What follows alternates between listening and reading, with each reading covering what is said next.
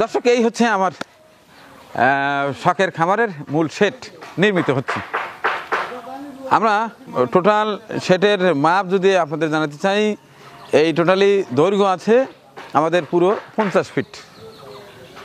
আর এখন প্রস্থ, এই যে মাঝখানে যে দাঁড়িয়ে আছি এখানে রেখেছি 10 ফিট। এই 10 ফিটের মধ্যে 5 ফিট থাকবে আমার রাস্তা, আর 5 ফিট আড়াই আড়াই করে এটা থাকবে খাবার গোড়া, অর্থাৎ খাবার পাত্র, যেটা একটা ড্রেন বানাবো। 2.5 ফিট, 5 ফিট, 2.5 ফিট, এই হলো 10 ফিট। আর এই পাশটায় এখানে আছে আমাদের 10.5 ফিট, 10.5 ফিট। এইখানে একটা ড্রেন দেব,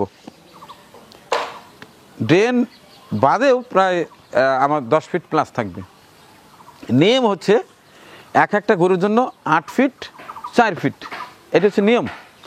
তো আমার এখানে 50 ফিট মাঝখান দিয়ে একটা ছোট্ট গলি রাখবো, তাতে এখানে আমার 12টা গরু আমার এক লাইনে থাকবে, ও লাইনে 12 দুগুলো 24টা গরু রাখা যাবে, একটু মাঝারি বা ছোটো সাইজ।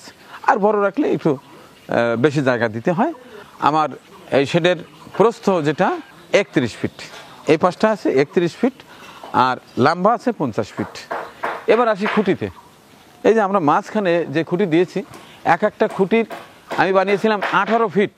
এর মধ্যে 3 ফিট মাটির নিচে আছে আর 15 ফিট উচ্চতা আছে। আমার মাথার উপরে যে টিকি আছে সেটি কিন্তু আরও উঁচু, এখানে 15 ফিট আর ওখানে 3 ফিট, প্রায় 18 ফিট কিন্তু টিকি। এইখানে আরেকটি বিষয় আমি রেখেছি, ভেন্টিলেশন রেখেছি। এইখানে একটা চালা, এইখানে একটা চালা, আর মাথার উপরে যে চালা থাকবে ওই চালা থেকে এই কর্নারে গ্যাপ থাকবে 1 ফিট, যাতে করে এখান থেকে গ্যাস বের হয়ে যেতে পারে।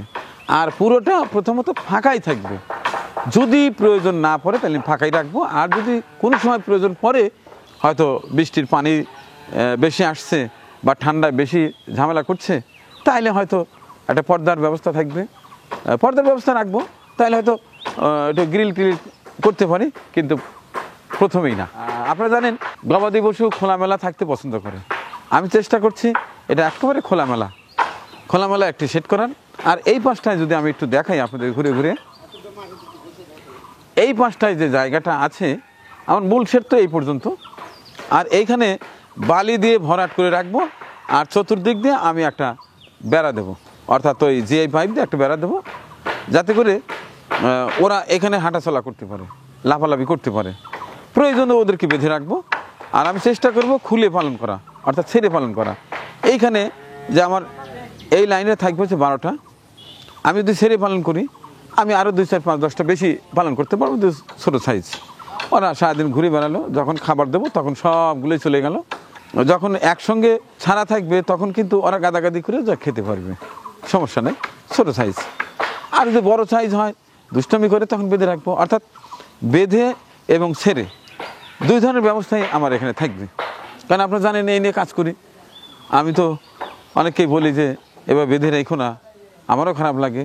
খোলামেলাভাবে ছাড়া থাকলে পরে ওদের স্বাস্থ্যের একটু ভালো হয়, হজম শক্তি বৃদ্ধি পায়, রোগ বালাইও কম হয়, ওদের শরীরের ভিতরে একটা ভাব থাকে, ওদের মাংসের কোয়ালিটিটা ভালো হয়, ভিতরে অ্যাসিডিটি হয় না, গ্যাস হয় না।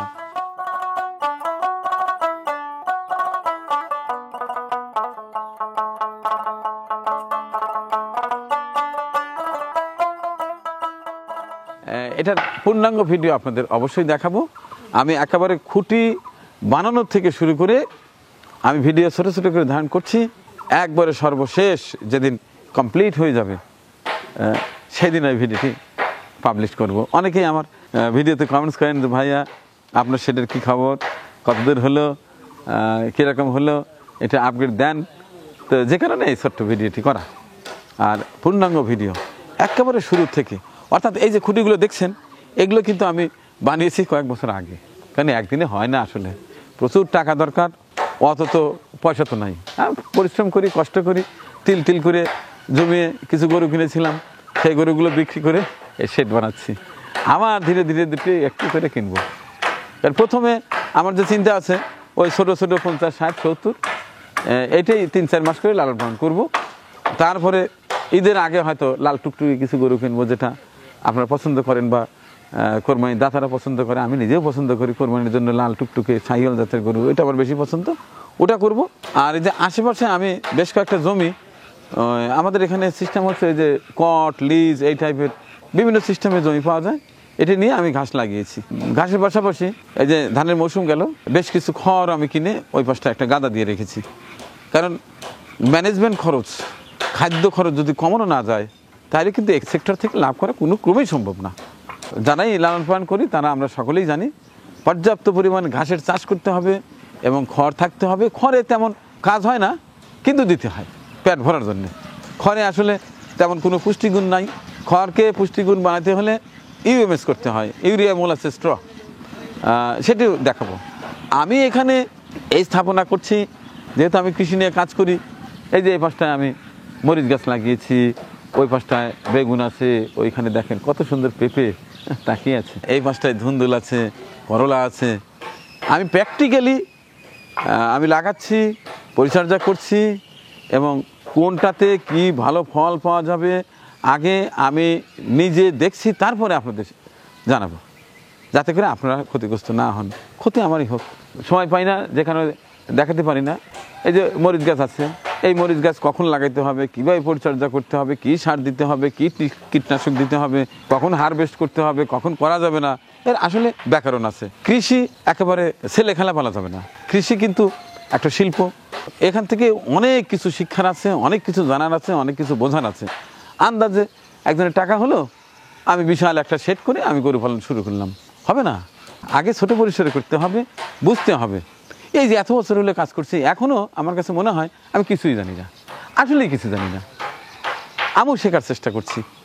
তো দেখি বিভিন্ন জায়গায় দেখি অভিজ্ঞজনরা শেড বানায়, কীভাবে শেড বানালে ভালো হবে, গরু স্বাচ্ছন্দ্যে থাকবে, ভালো থাকবে, সেটি দেখার চেষ্টা করছি। এতদিন যা দেখেছি সেখান থেকে মোটামুটি একটু মাথায় ধারণা নিয়েই কিন্তু এই শেডটা করার চেষ্টা করেছি। অনেকে উপরে ইন্ডাস্ট্রিয়াল টিন নেয়, এরপরে বড় বড় অ্যাঙ্গেল লোহা, ওটা তো অনেক খরচ, আমার পক্ষে সম্ভব না। এইটাই তো বানাতে 4 বছর, ধীরে ধীরে ধীরে ধীরে ধীরে ধীরে এইটুকুন করতে পারছি। এবার গরু বিক্রি করে তো আমার এই যে স্থাপনা করতে শেষ হয়ে যাচ্ছে। এখন দেখা যাক, দোয়া করবেন সারা বছর যেন দুটি একটি গরু কিনতে কিনতে আবার ভরে ফেলতে পারি। আপনাদের দোয়া থাকলে সম্ভব। আমরা জানি যে আপনারা সবাই মানিক ভাইকে ভালোবাসেন, দোয়া করেন। আপনাদের দোয়া আছে না, অবশ্যই একসময় দেখবেন যে চমৎকার একটি খামারের ছবি আপনাদের দেখাতে পারবো। আর এই পূর্ণাঙ্গ শেডের ভিডিও চিত্র একটা ভিডিওতে দেখতে পাবেন, সেটি কমপ্লিট হওয়ার পরে।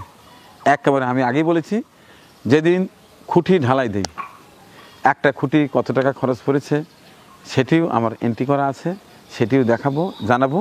আর এখানে আমার বাড়ির থেকে শেড ভেঙে এনেছি, এখানে অনেক পুরাতন কাঠ আছে, ওই টিন আছে, আমার টিনের নিজেদের ইনসুরেন্স দিতে হবে, দেখ সব হিসেবে দেবো ইনশাল্লাহ। ওই ভিডিওটি দেখার আমন্ত্রণ রইল। এরপরেও মাঝে মধ্যে আসবো, ছোটোখাটো ভিডিও দেখাবো। এতক্ষণ ধৈর্য সহকারে আমার এই কথাগুলো শোনার জন্য অনেক অনেক ভালোবাসা এবং ধন্যবাদ জানিয়ে শেষ করছি আজকের এই ছোট্ট ভিডিও চিত্র। আল্লাহ। আমাদের পরিবেশনা আপনাদের ভালো লেগে থাকলে শেয়ার করে অন্যকে দেখার সুযোগ করে দিন। আরও নতুন নতুন ভিডিও পেতে চ্যানেলটি সাবস্ক্রাইব করে সঙ্গেই থাকুন।